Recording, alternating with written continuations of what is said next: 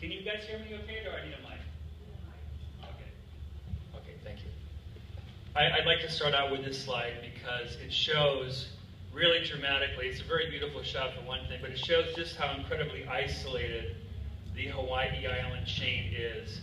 2,500 some odd miles away from the U.S. mainland, 3,000 or so miles away from the Japanese islands. And that makes for a rather challenging effort to bring not only energy resources but food resources from very far away to the Hawaii Islands. There are communication cables that go underwater to us, but there are no power cables that go underwater to us. So we are completely isolated in the Hawaii Islands in terms of power generation. And that has made for a very, in my opinion, very dangerous, very risky dependency on imported fuels. We have made admirable progress in power generation over the years. Admirable, but certainly nowhere far enough as far as where we need to go. We're still somewhere 75–80% dependent on imported fossil fuels for power generation, and when it comes to transportation, it's really abysmal.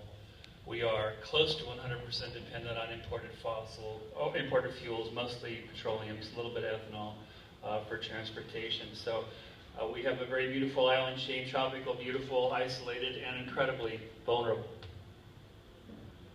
We pay the highest rates in the country, by far. On my big island of Hawaii, the rates last year, the residential rates for Hawaii Electric Light Company, known as HELCO, H-E-L-C-O, 32 cents a kilowatt hour.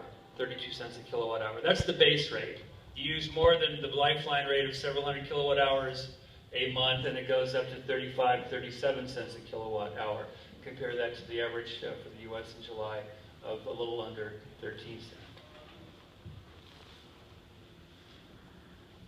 There truly is what I describe and what I think of as an energy game going on in Hawaii, where you've got multiple players. Agriculture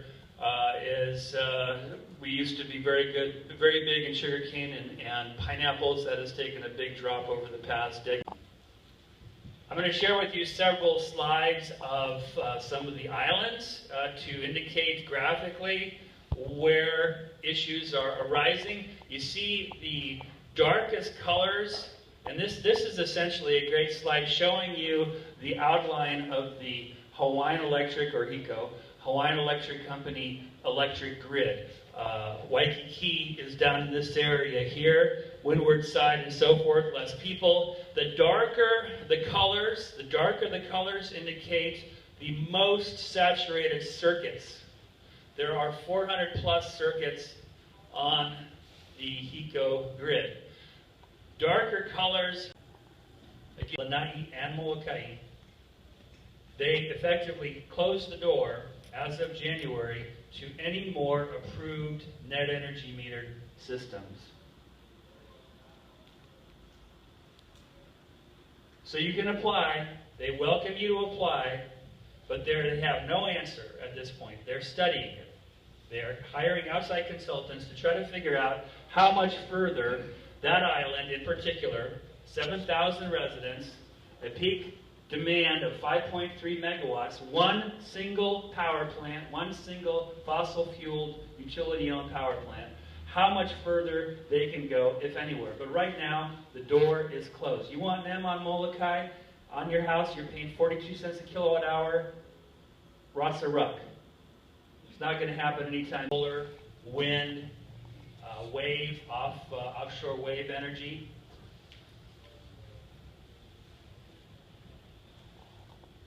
As far as I'm concerned, and people can disagree with me, and they certainly have, as this isolated island state that is so dependent on imported fossil fuels, we have no choice.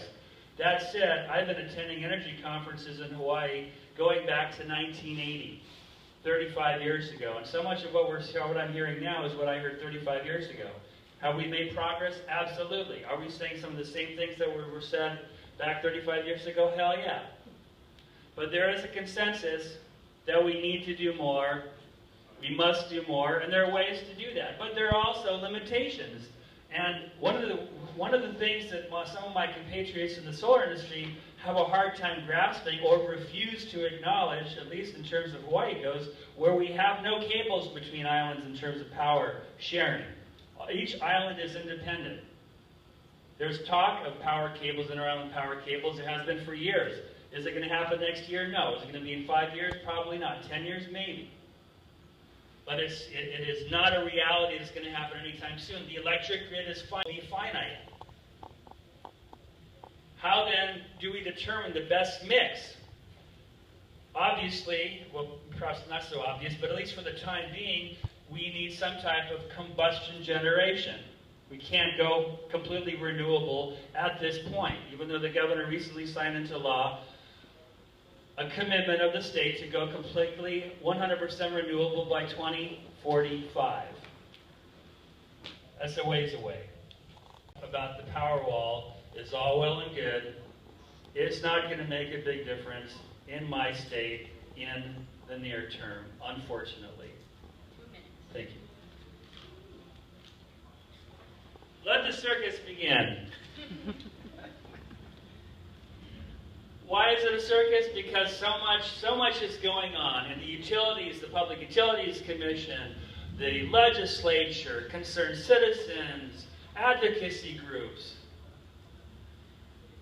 I know all three of these individuals. They're presidents that were their respective utility companies. They're all good people. They're doing the best they can in very difficult times. And utility companies in my state will always be criticized for not doing enough.